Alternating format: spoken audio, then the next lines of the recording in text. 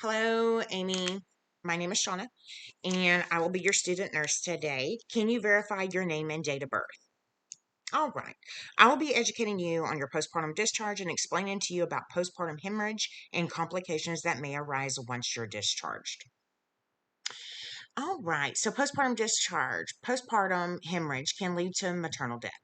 This complication can happen with a vaginal or cesarean birth. It occurs in about 5% of all births and is defined as having 1,000 milliliters of blood loss, which is an excessive blood loss.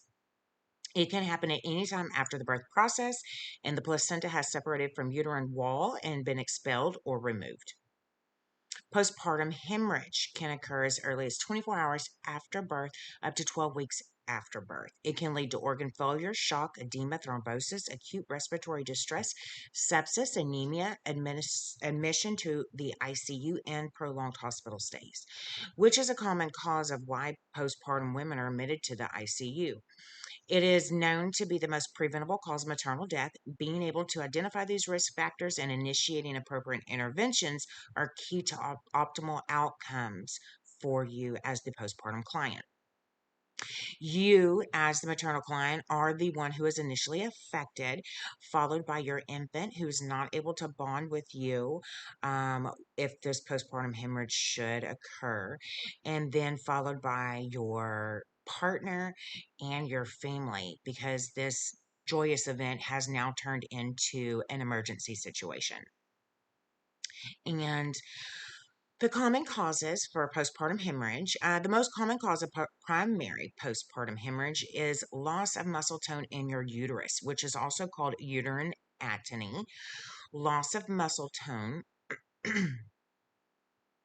Loss of muscle tone does not allow your uterus to contract after birth, which controls bleeding at the placental site. Other causes include lacerations, uterine inversion, subinvolution, and rupture are seen in late and delayed postpartum hemorrhage. A helpful way as a nurse to remember the causes of postpartum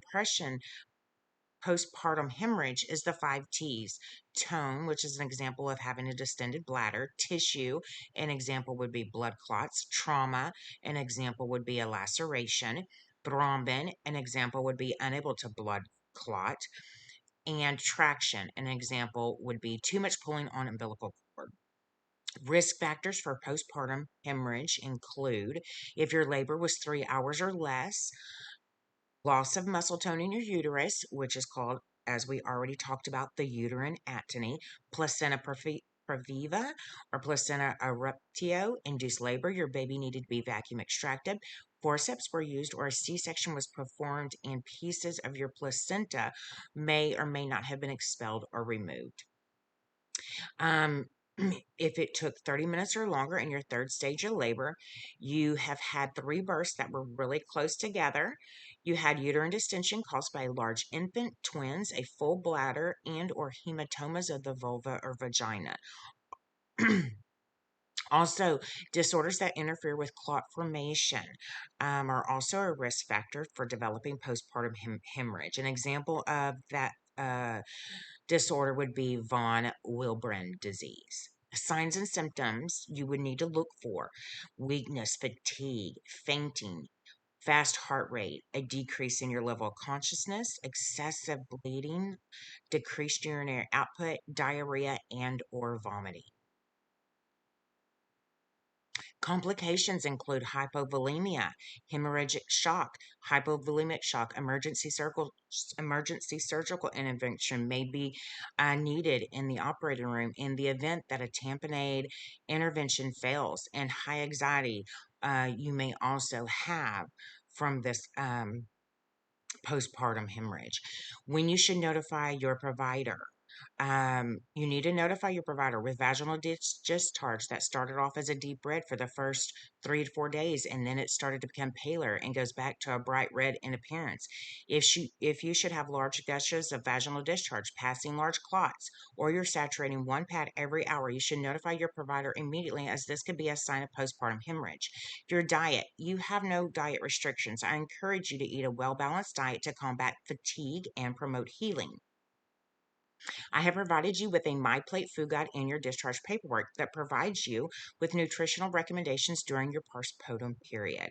Activity. You have no activity restrictions. Therefore, I encourage you to perform pelvic floor muscle training exercises. They help strengthen the pelvic muscles and help tone everything back into shape, as well as aids in the healing process.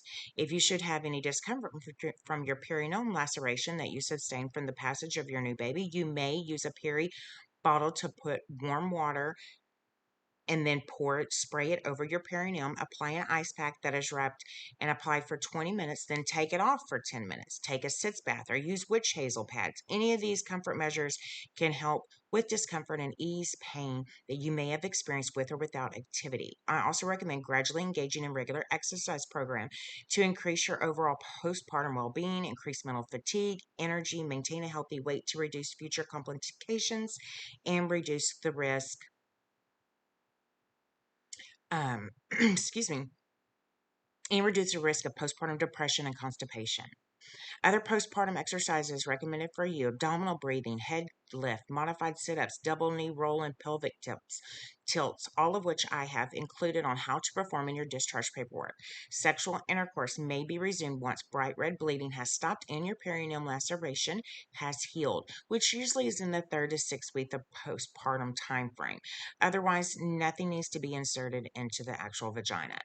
Medications, your discharge medications include acetaminophen, 650 milligrams every 6 hours by mouth. Also, ibuprofen, 600 milligrams every 6 hours by mouth, as needed for mild pain discomfort. These medications these medications are excreted in your breast. However, they have been safe to take and have no harmful effects on your baby. You can also take doscostate sodium, 100 milligrams, 1 to 3 capsules daily, as needed, as needed to relieve constipation if you should have any. This helps soften your stool and prevent straining, which can cause discomfort on your perineum laceration. Continue taking your prenatal vitamins at least until you follow up with Michelle, your midwife, in 6 weeks. Your follow-up appointments are as your orders are to follow up with your midwife in 6 weeks. Your newborn will need a newborn checkup office visit. Um, within the next week, if you should have any trouble scheduling this visit for your newborn, I can assist you with additional local clinics. I will also telephone call you within a week to perform a follow-up assessment and see how you, your infant, and family members are doing.